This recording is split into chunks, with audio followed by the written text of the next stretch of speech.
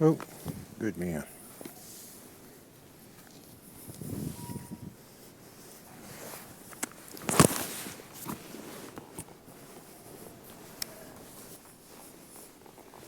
Good boy. Easy. Oh, good boy.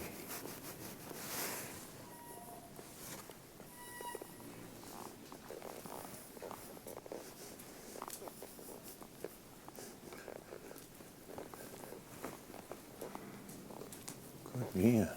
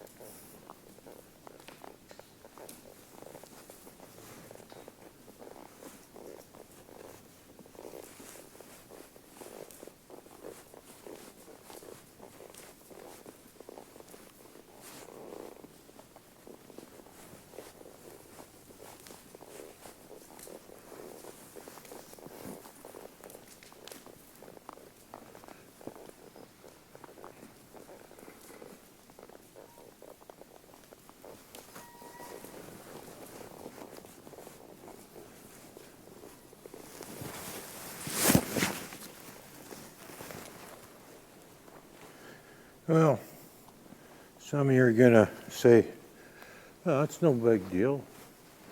That's a been there, done it horse. No, he's not. Actually, I have just started riding him again. I say again because I actually, for health reasons, I gave him some time off when I first started riding him. And just very recently, we have started riding him again, as today would be about the third time I've been on him this year. He had about a full year off. And if you were to take all of his experience in total, he's done maybe 24 laps of this arena equivalent kind of a thing. Some of it's been doing things, going around poles and teaching him to steer and stuff like that. But I want to go back to the beginning as well, you saw me get on him at the mounting block. I didn't have a lead on him. I didn't have whip sticks or nothing with me. No, nothing to cue him with. I just said, hey, come on, stand over here. And he knew exactly where to stand. And I wasn't 100% pleased with where he was standing. So I said, well, I want you another foot forward. And I just indicated to him I wanted him to move ahead. And he did. And he stood there and let me get on without moving.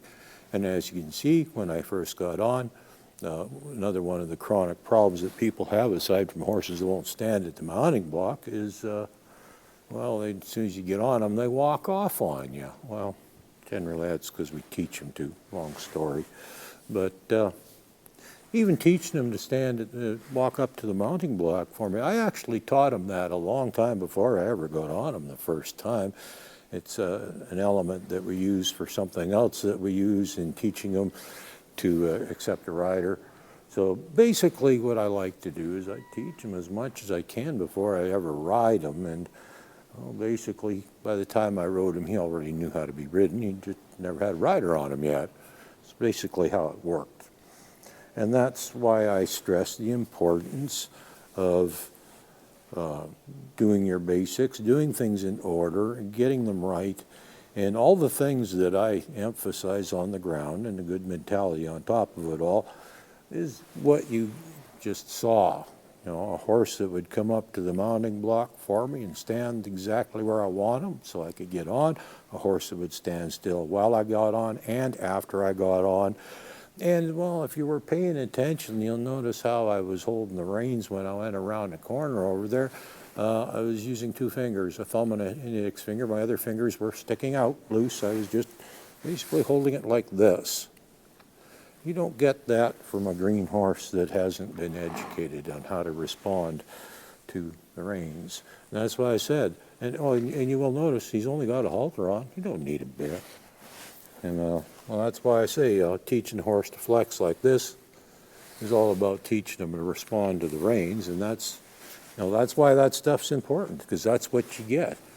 first time you ride, well, not the first time, but darn close to it, is you get a horse that's very responsive and very sensitive to your cues, that he knows what they mean, so there's no hesitation there. And lots of stuff, because basically when I ride him, I'm not asking him anything from the saddle that he does not already know on the ground. And that's kind of one of my goals, is to teach the horse so much on the ground before I ever ride it. Like I said, the horse knows how to be ridden before I ever ride it.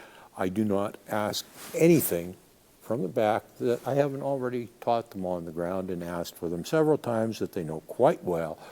So when I get on their back with, if I want to walk, a trot, a canter, anything I want, which we can do with this one already too. I didn't bother demoing that because that's not what I was interested in explaining, but you get the idea. You take your time, do things in order, step by step, and by the time you get on the horse to ride it, you end up with what you just saw, a nice soft horse that understands what you want, is obedient, and well, he's a little bit of an exception when it comes to, he's just a real easygoing guy, but still the same principles apply to all horses. And if you take your time and do things right, that's what you're going to get. You're going to get a real nice horse that you're going to enjoy riding for the first time, not one that's going to scare the crap out of you as soon as you get near it. And believe me, I've seen some first rides go horribly wrong. Everything from horses that bolt and take off with the rider to ones that flipped over and landed on top of the rider. I've seen them crash through doors. I've seen them crash through fences. I've seen, sad stuff. A lot of stuff that really should never have happened. No reason for it to happen. Because all you got to do is just take your time. And take your time. Do things in order, nice and slow and steady. Well, you just saw what you got.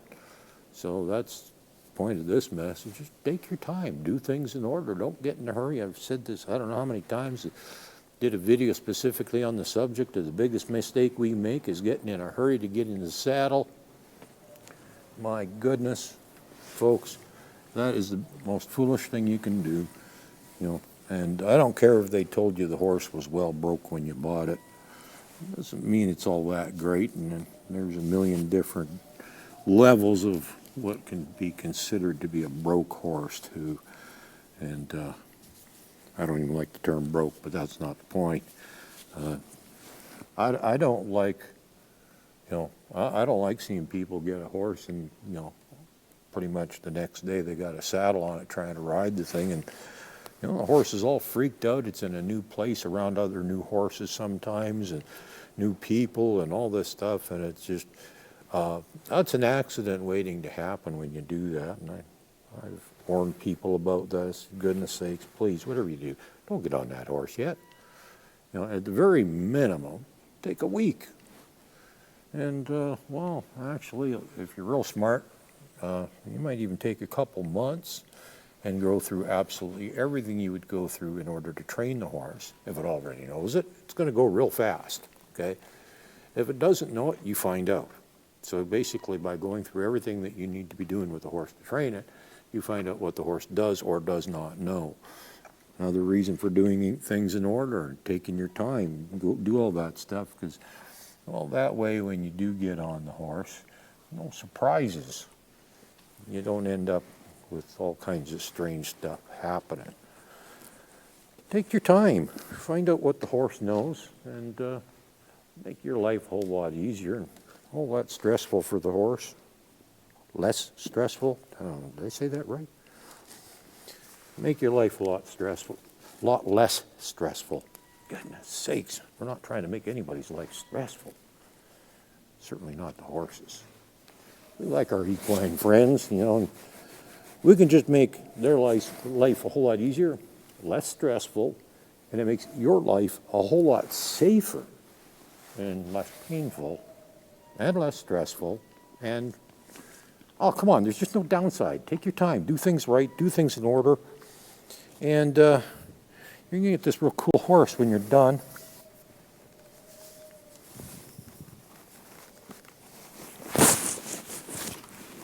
Good, man. So take your time, do things in order. You're going to end up with this nice chill horse that's not going to be freaking out on you and bolting, bucking, spooking, and all this stuff. And no, this is definitely not a been there, done it horse. His training is far from over.